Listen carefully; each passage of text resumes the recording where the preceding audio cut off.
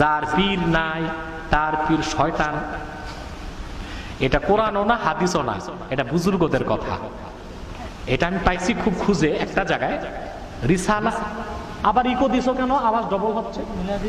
তোমাদের মাথাটা কি নষ্ট হয়ে গেছে? আমি তো দেখি তোমাদের মাথা হ্যাং হয়ে গেছে। ইকো বন্ধ করো। যার পীর নাই তার পীর শয়তান, এটা কোরআনেও নাই হাদিসেও নাই। তবে আমি এটা খুঁজছি, কারণ বড় বড় মাশায়েখরা তো বলে, ঠিক না? খুঁজতে খুঁজতে একটা কিতাবে পাইছি, ওইটা হলো আর রিসালাতুল কুশাইরিয়া। কিতাবটা 1100 বছর আগে লেখা, লিখছেন আবুল কাসেম কুশাইরি রহমতুল্লাহ।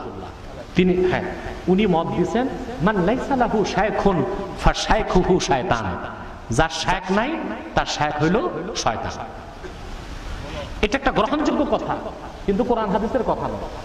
কথা বুঝতেছেন? যার শায়খ নাই, শায়খেরই ফার্সিতে বলে কি? পীর। পীর পীর কথা বুঝতে পারছেন? যার শায়খ নাই তার শায়খকে শয়তান, অর্থাৎ যার পীর নাই তার পীর শয়তান। কথাটা কোরআন হাদিস নয়, তবে এই কথাটির গ্রহণযোগ্যতা আছে। এই কথাও যেমন ঠিক, আবার মনে রাখতে হবে আরেকটা কথা আমি বলে যাই, রাগ করেন না। চোর ধরা যেমন ফরজ, কিছু পীর আছে ওই পীর ধরাও ফরজ। বুঝলেন না? চোর ধরা কি ফরজ না? কিছু পীর আছে সমাজে ঈমান নষ্ট করতেছে, ও চোরের মতো, ওদের ধরাও ফরজ। হক্কানি পীর, আল্লাহওয়ালা পীরের কাছে যাবেন, তরিকত শিখবেন, তার তত্ত্বাবধানে থাকবেন, শয়তানের খপ্পর থেকে বাঁচবেন। পারবেন ইনশাআল্লাহ?